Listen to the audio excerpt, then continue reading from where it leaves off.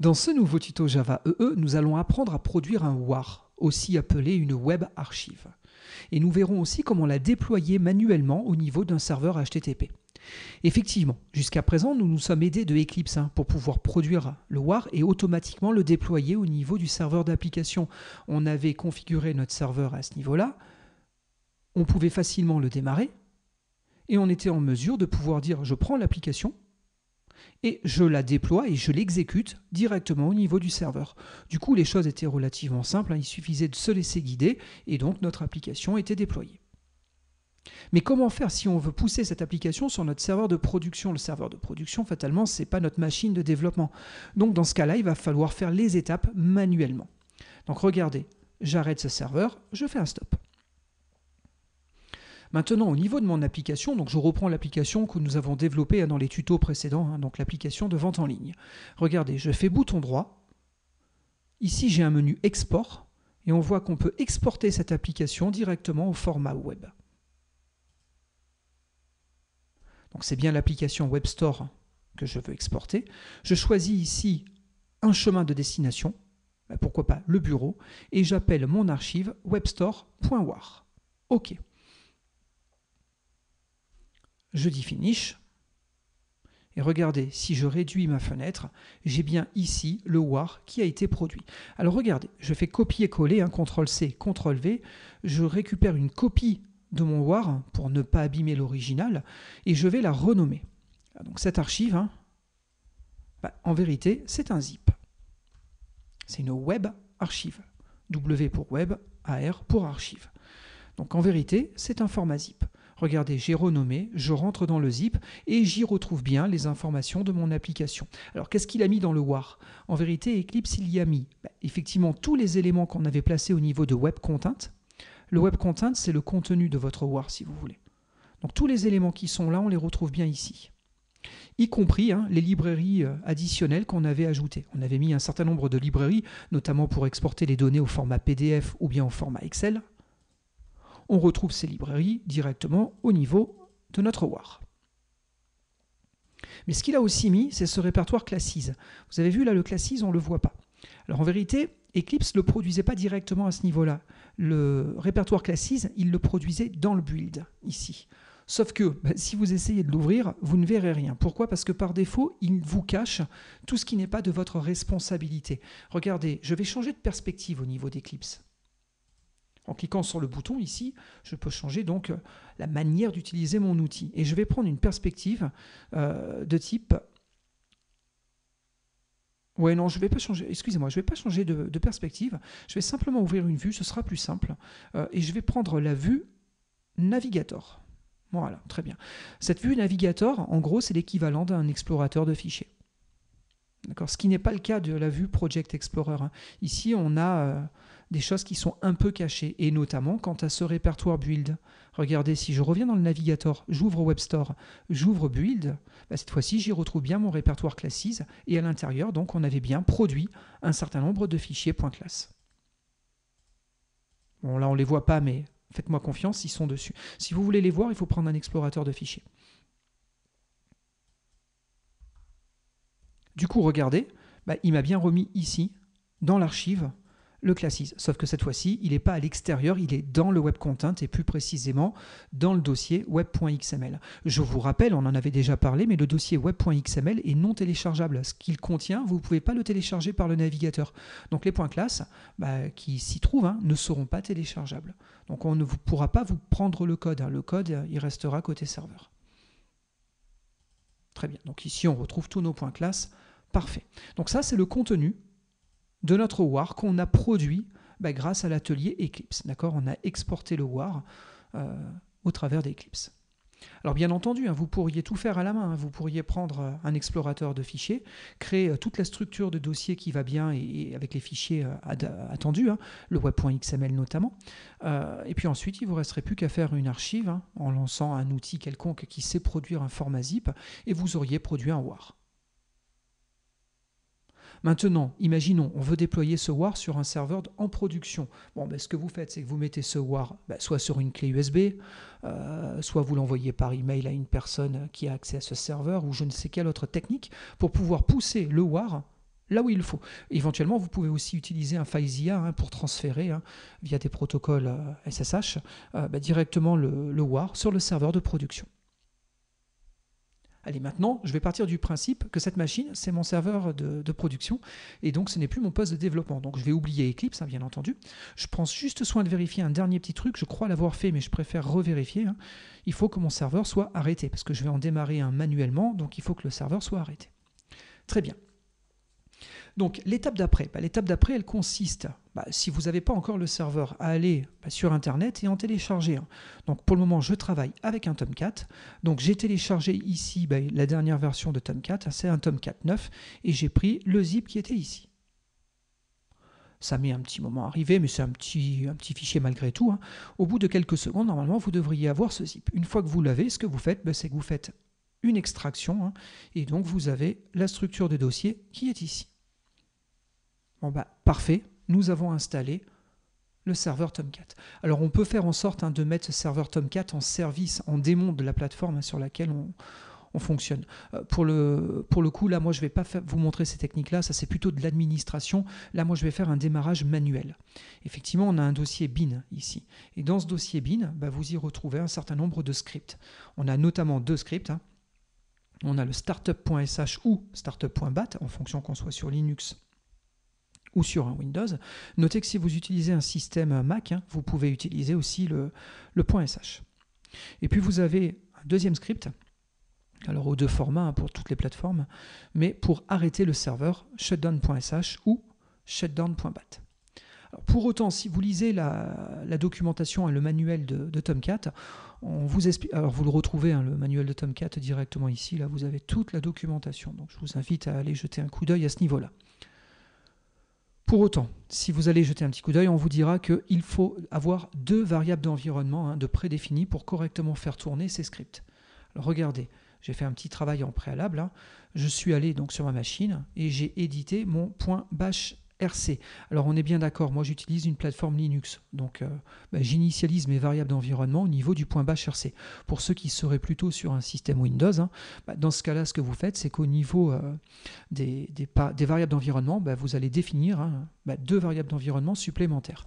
Ces deux variables d'environnement supplémentaires sont le Catalina Home et le Java Home.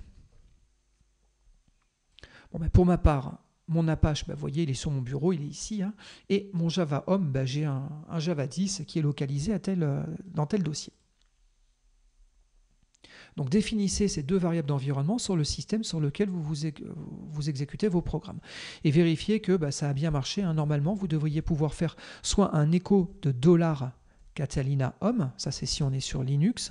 Si on est sur Windows, c'est à peu près la même chose, sauf qu'il faudra mettre des pourcents devant et derrière pour pouvoir voir le contenu de la variable d'environnement. Donc ça, c'est plutôt sous Windows. Très bien. Une fois que vos deux variables d'environnement sont définies, bon, au pire, si vous venez tout juste de les définir, ce que vous faites, c'est que vous exécutez votre .bash RC avec le point devant ici pour sourcer le script et donc prendre acte des modifications que vous avez fait dans le script. Donc normalement, si vous avez exécuté cette ligne-là, vous êtes prêt à travailler. Si vous l'aviez fait préalablement, vous n'avez pas besoin de ressourcer le fichier, bien entendu. Une fois que c'est fait, regardez, je préfère vous le montrer de cette manière-là. Une fois que les variables d'environnement sont exécutées, il n'y a plus qu'à se placer dans le dossier qui va bien. Alors oui, c'est desktop/apache, et on descend dans le répertoire bin. Et donc à ce niveau-là, on y retrouve nos scripts. Ce que j'ai fait, c'est que j'ai fait un chmod 755 pour donner les droits d'exécution à tous les points .sh que j'ai de présent dans le dossier. Regardez, je fais un ls-l, et donc du coup, j'ai rendu exécutable, ils sont marqués en vert, mes fichiers .sh. Ça, c'est une petite spécificité Linux.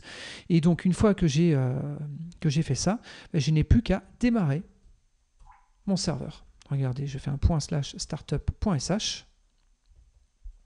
Et donc, il me dit quoi? Il me dit, ça y est, Tomcat, il est started. Ça veut dire quoi? Ça veut dire que si je prends un navigateur,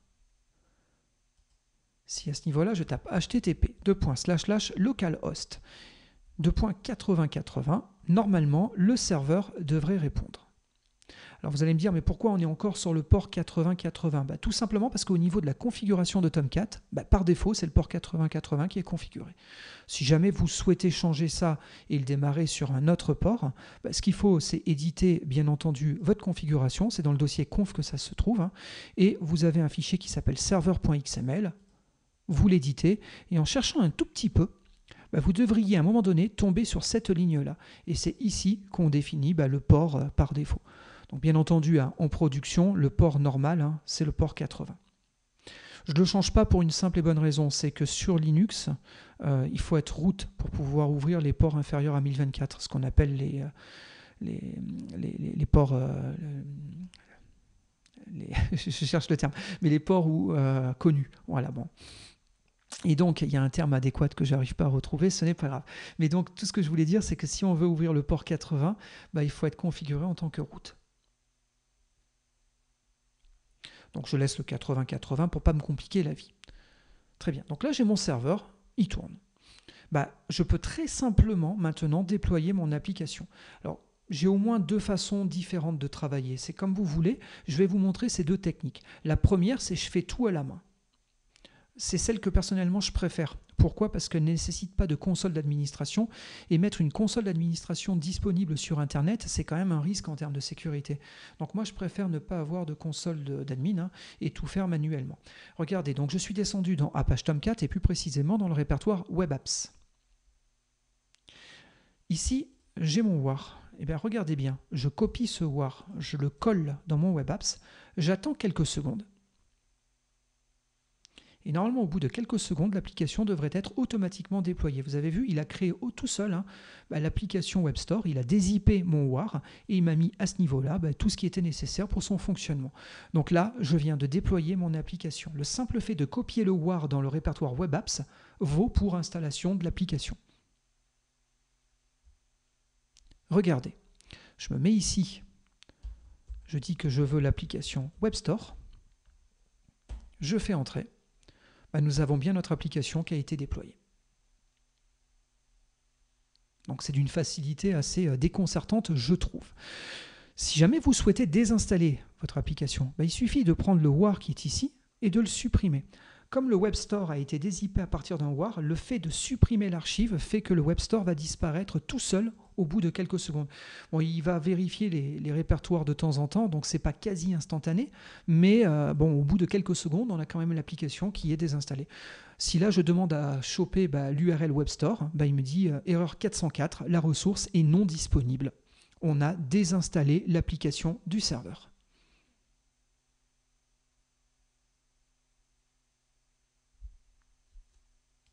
Par contre, le serveur est toujours là. Alors c'est vrai que cette page-là, on ne l'avait pas jusqu'à présent. Pourquoi ? Parce que quand on travaille avec Eclipse, il ne reprend pas cette mini-application. Cette mini-application-là, c'est celle qui est dans Web Apps et qui s'appelle Root. Je suis dessus. Si vous supprimez l'application Root des applications déployées dans le serveur, vous perdez cette information-là. Notez, on a d'autres applications qui sont déployées, semblerait-il. On a des exemples, on a des documentations. Je vous invite à vérifier tout ça et à consulter ces informations. Mais ce qui m'intéresse en tout cas pour le moment, c'est le manager qui est là. On a effectivement une console d'administration. Alors moi, personnellement, ce que j'ai l'habitude de faire, c'est de la supprimer. De supprimer ce dossier directement de mon serveur. Pourquoi je supprime le dossier ? Parce que, en gros, il y a un risque. Si jamais on a une console d'admin qui est exposée par le serveur HTTP, ça veut dire que de l'extérieur, on pourrait y avoir accès. Et donc, si un pirate arrive à trouver le login et le mot de passe qui permet de se connecter à cette console d'administration, il pourrait tout seul déployer des applications dans votre serveur. Le fait de le faire manuellement tout à l'heure en passant par le file system, ça sous-entend qu'un pirate, il doit déjà avoir hacké votre système Linux ou votre système Windows. C'est pas évident. D'accord ? Par contre, si jamais vous mettez une application d'administration, ça ne va pas bien marcher. Alors bon, par défaut, elle est quand même sécurisée. Regardez, pour obtenir cette application, il vous suffit soit de cliquer ici, soit de taper dans l'URL /manager à la suite du nom de la machine. Alors ce qu'on constate, c'est que bonne nouvelle, on a une sécurité qui a été mise en place. Tant que je ne me serai pas correctement authentifié, je n'aurai pas accès à mon serveur. Alors il y a malgré tout des problèmes à utiliser ces mécanismes-là. On peut facilement récupérer les informations qui passeraient, parce que là on est en HTTP et non pas en HTTPS. Donc si vous utilisez ça, je vous impose très fortement d'avoir le protocole HTTPS pour avoir de l'HTTP sécurisé, hein, et donc que les données soient encryptées pour pas qu'on puisse capturer votre login et votre mot de passe. Mais on a un autre souci, c'est que pour le moment, il y a 0 login et 0 mot de passe de toute façon de configurer. Donc je peux taper ce que je veux, je n'arriverai pas à me connecter. Donc j'annule. Pour le moment, on a un problème de sécurité. Je suis non autorisé. Et ce que je fais, c'est que je viens stopper mon serveur. Shutdown. Et il va falloir créer des comptes admin au niveau de Tomcat si on veut pouvoir utiliser les outils de déploiement. Alors ça se passe comment? Il faut revenir donc au niveau de votre Tomcat et noter qu'on a un dossier conf. On y est allé tout à l'heure, je vous ai notamment parlé du fichier serveur.xml qui permettait de changer le port. Mais notez qu'on a un autre fichier ici, on a un Tomcat users.xml. Je vais l'éditer. C'est ce fichier-là qui définit les logins et les passwords. Alors la sécurité, notez que là, elle est discutable, hein. J'ai tout en clair dans le fichier. Bon, normalement, ce fichier-là, personne n'y a accès, mais bon, ça peut poser souci. À savoir, on peut aussi exporter ces informations dans une base de données et on peut configurer Tomcat pour aller chercher ces infos directement dans la base de données. Je passe ce sujet-là. Néanmoins, si jamais ce sont des sujets qui vous intéressent, juste pour info, si vous allez sur mon site et si vous cliquez notamment au niveau de la section Autres, vous y retrouverez un certain nombre de supports de cours que j'ai pu écrire sur différents sujets. Et vous y retrouverez notamment un support de cours spécifique par rapport à l'administration Tomcat. Dans ce cas-là, allez jeter un coup d'œil ici et vous retrouverez les manières pour activer HTTPS, les manières pour localiser les informations d'authentification dans une base de données, et ainsi de suite. Bon, je ne vais pas trop traiter ces sujets-là pour le moment. Par contre, ce que je veux quand même faire, c'est au moins activer un rôle et un user.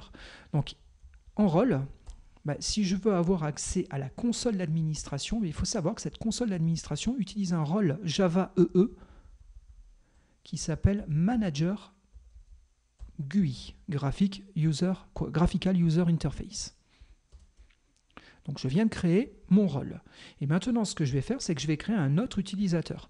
Alors là, je prends plus ou moins les configurations qui me sont données, mais bien entendu, essayez de mettre des noms qu'on peut difficilement trouver avec des mots de passe le plus sécurisés possible, hein, ce serait le mieux. D'accord, bon, là néanmoins, je laisse l'utilisateur Tomcat, d'accord. Son mot de passe, ne faites jamais ça, mais je vais remettre Tomcat, c'est pour me simplifier la vie. Et donc, à ce niveau-là, vous allez pouvoir définir les rôles auxquels cet utilisateur aura le droit. Moi, ce que j'ai besoin d'avoir, c'est le rôle Manager GUI. Très bien. J'enregistre les modifications, je ferme ce fichier. Je redémarre mon Tomcat. Normalement, on a de nouveau le serveur qui répond. Donc, je dois pouvoir redemander le manager GUI. À ce niveau-là, je tape Tomcat, mon mot de passe, bien entendu. Je fais OK. Normalement, je suis connecté. Bon, bienvenue sur la console d'administration de Tomcat. Alors, qu'est-ce qu'elle nous dit? Bon, elle nous dit un certain nombre de choses, notamment le fait qu'il y a ces applications qui sont déployées dans le serveur. Je peux savoir si elles sont démarrées ou arrêtées, hein. Vous avez ici les informations. Je peux même contrôler le démarrage ou l'arrêt d'une application spécifique. Je peux avoir 3 applications qui tournent et une qui est arrêtée. On a ici la durée qui a été configurée dans votre web.xml pour le timeout de session. Par défaut, c'est 30 minutes, hein, c'est les valeurs initiales. Il n'y a aucun changement à ce niveau-là. Bon, notez qu'il y a plein d'autres outils divers et variés, je ne vais pas tous les montrer aujourd'hui, mais on a notamment ici l'état du serveur. Vous voyez, vous pouvez retrouver tout plein d'informations sur votre machine. Très bien. Mais surtout, moi, la partie qui m'intéresse, c'est la partie qui est ici. À ce niveau-là, on peut déployer un WAR dans notre serveur Tomcat. Il vous dit, choisissez un fichier. Donc, bien entendu, je retourne sur mon bureau. Je vais localiser mon webstore.war. Je fais ouvrir. Donc très bien, j'ai le fichier qui a été sélectionné. Maintenant, si je dis déployer, le WAR va être copié sur le serveur à distance et va être démarré automatiquement. Notez que l'application, là, elle a bien été démarrée. Ça veut dire quoi? Ça veut dire encore une fois que si jamais je refais http localhost, on va sur le port 8080, si je demande l'application WebStore, elle répond. Bon, notez, hein, tant qu'on y est, normalement vous avez un lien aussi hein, qui vous permet de pouvoir directement l'exécuter. Le lien est ici. Vous voyez, regardez, on a en bas à gauche hein, l'adresse de destination et donc on voit bien qu'il va nous renvoyer sur WebStore. Donc si vous cliquez, il vous ramène directement à ce niveau-là. Bon, je peux bien entendu arrêter mon application. Donc là, WebStore est momentanément suspendu. Ce qui veut dire que si je réactualise, l'application est présente sur le serveur. Notez au niveau du file system, je dois retrouver mon application. Elle est bien là. Par contre, elle a été suspendue, donc je n'y ai pas accès. Je peux réactiver cette application à tout moment, hein, bien entendu, démarrer. Je peux désinstaller mon application si je fais retirer à ce niveau-là. Bon ben là, regardez, il vient de supprimer mon application, ce qui veut dire que je ne retrouve plus ni le WAR, ni le dossier décompressé hein, qu'il avait produit. Bon, et bien voilà comment vous pouvez manuellement déployer un WAR, résultant hein, du développement d'une application Java EE, directement dans votre serveur Tomcat. Alors il faut savoir, hein, Tomcat, c'est en vérité un petit serveur. Regardez, je vais un peu préparer le prochain tuto. D'accord ? Si je reviens sur mon site, si on va dans la section Java, et plus précisément dans la section Java EE, j'ai préparé un petit document à ce niveau-là qui vous liste hein, un certain nombre de serveurs d'applications compatibles Java EE. Voilà. Et donc ici, je retrouve ce tableau. Bon, Java EE, on a un petit peu commencé à travailler dessus. On a vu que c'est un ensemble d'API. On en a vu déjà certaines. Hein. On a travaillé sur l'API des servlettes. On a travaillé bien entendu sur l'API des JSP. On a un petit peu vu l'Expression Language. Et on a vu aussi la JSTL. Là, je ne l'ai pas rappelé, mais on a aussi travaillé un petit peu sur la JSTL. Très bien. Mais ce qu'on s'aperçoit, c'est qu'il y a d'autres librairies hein, qui existent. Et notamment les JSF, les Java Server Faces. C'est le prochain sujet sur lequel je vais travailler. Donc, les prochains tutos Java EE seront consacrés hein, à l'étude de JSF. Le souci, c'est qu'un simple Tomcat, il est bien compatible avec le standard Java EE, il n'y a pas de souci. Un Tomcat 9 est compatible avec Java EE 8. Mais le souci, c'est qu'il implémente en vérité qu'une partie de la spécification. D'accord ? Il implémente que ce qui est relatif aux servlettes et aux JSP, pour faire simple. Tout le reste, c'est non installé dans votre Tomcat. Ce qui veut dire que si on veut travailler avec d'autres types de librairies, les JSF, JPA, dont on parlera aussi un petit peu plus tard, les web services, là on a un petit souci, c'est que pour le moment on n'a pas ces logiciels dans Tomcat. Donc bien entendu, hein, je peux les déployer directement dans mon WAR. Comme ça, Tomcat les verra, hein, et donc l'application sera autonome et proposera les librairies dont elle a besoin. Mais une autre solution, ce serait d'utiliser un autre serveur. D'accord ? Ce qu'on a ici, ce sont juste des simples serveurs HTTP. D'accord ? Jetty, c'est le concurrent de Tomcat. Il y a deux serveurs HTTP Java principaux, hein, Tomcat et Jetty. Mais on a aussi des serveurs d'application. Alors, je ne les ai pas tous mis, les serveurs d'application, j'ai mis les plus connus. Bon, on a bien entendu le RI, hein, Glassfish. C'est le Reference Implementation, c'est l'implémentation de référence, c'est clair. Mais on en a d'autres. On a JBoss. Alors JBoss, c'est vrai que maintenant il y a Wildfly, c'est le nouveau nom pour la version communautaire, mais ça reste JBoss, hein, bien entendu. Donc c'est un serveur d'application compatible Java EE. On voit que lui supporte quasiment toutes les API. J'ai pas été exhaustif hein, sur les API qui sont ici. J'ai mis ce qui me semblait être les principales, mais il y en a plein d'autres. Hein. Si j'avais voulu toutes les mettre, j'aurais pas eu assez de place. On a aussi bien entendu les serveurs WebSphere. D'accord ? Il faut savoir que en gros, vous avez à peu près des mécanismes équivalents pour les autres serveurs. D'accord ? Dans tous les cas, avec Eclipse, on aurait pu produire le WAR. Ça, il n'y avait pas de problème, on pouvait le faire. Et maintenant, ce WAR, je peux le pousser dans Glassfish, je peux le pousser dans JBoss, je peux le pousser dans WebSphere ou dans tout autre serveur d'application qui pourrait exister. Là-haut, j'en ai remis encore quelques autres. Hein. On a WebLogic, on a Geronimo. Ce sont des serveurs d'application compatibles avec le standard Java EE. Bon, donc sur le prochain tuto, déjà ce qu'on essaiera de voir, c'est démarrer un serveur d'application un petit peu plus puissant parce qu'il va falloir qu'on travaille avec les JSF. Et donc, on s'amusera à démarrer Glassfish, ce qui me permettra de refaire les manips à peu près identiques à ce que je viens de faire là. C'est-à-dire faire en sorte de déployer rapidement un WAR manuellement au niveau de Glassfish et puis surtout aussi d'intégrer Glassfish directement au niveau d'Eclipse. Là, pour le moment, on ne gère qu'un seul serveur, c'est notre serveur Tomcat. Bon, sur le prochain tuto, nous irons voir comment aussi manipuler Glassfish. Bon, j'espère que vous y voyez un petit peu plus clair sur comment produire un WAR et comment le déployer au niveau d'un serveur HTTP. Si vous avez apprécié ce tuto, n'hésitez surtout pas à me mettre un j'aime, un pouce bleu comme on dit, et à le repartager. C'est super important pour moi de faire connaître ces tutos.